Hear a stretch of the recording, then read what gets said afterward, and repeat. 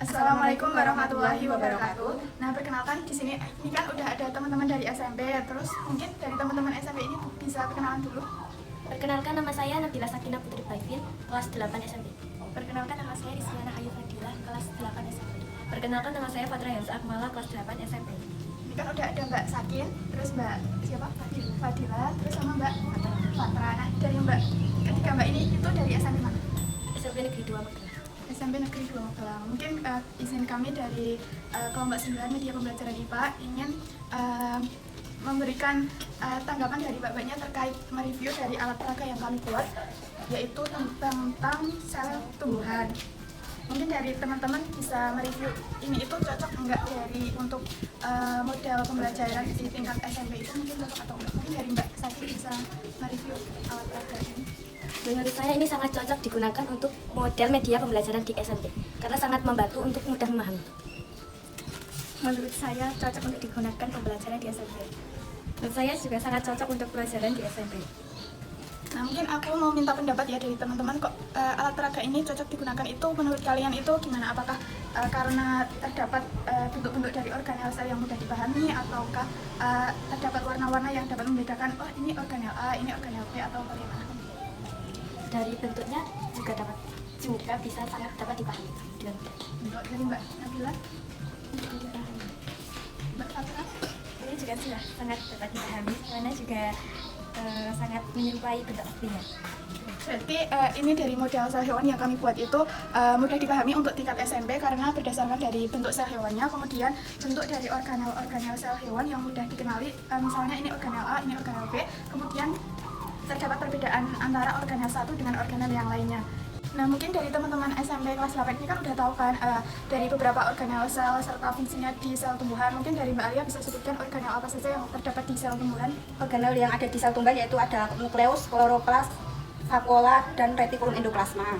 Nah, itu mungkin beberapa saja ya, mungkin dari ada yang lain. Terus misalnya nanti aku ambil random secara random atau acak untuk nama-nama organel selnya, mungkin dari teman-teman bisa menebak sama dari fungsinya itu apa ya? Ya.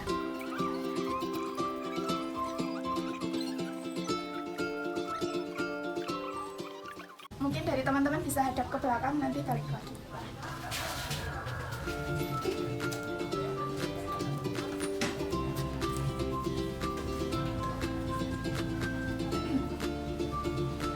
Mungkin dari teman-teman bisa balik.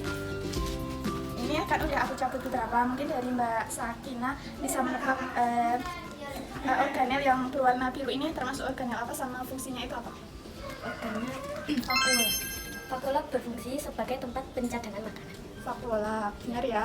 Kemudian dari Mbak Fadila, yang ini yang lingkaran ini bentuk organel apa? Organ lisosom berfungsi untuk pencernaan sel. Tempat mencerna sel untuk menghasilkan berbagai enzim. Kemudian dari Mbak Fatra yang kayak sosis, ini bentuknya warna apa? Warna merah yaitu organ mitokondria yang berfungsi sebagai tempat respirasi. Benar. Nah, mungkin berarti kan ini udah aku cabut, terus teman-teman udah ngasih tahu nama sama fungsinya. Berarti kan apabila ini diterapkan di sekolah ini bisa dipahami oleh peserta didik sama berguna bagi peserta didik ya, teman-teman. Iya. Nah, untuk yang kedua selanjutnya kan tadi kan sudah dijelaskan terkait sel tumbuhan. Nah, sekarang ini sel hewan. Nah, di sel hewan ini ada beberapa organel, contohnya ada dinding sel, ada mitokondria, membran sel, ada mikrotubulus, sentrosom, badan Golgi, ribosom, nukleolus, retikulum endoplasma, serta ada sitoplasma.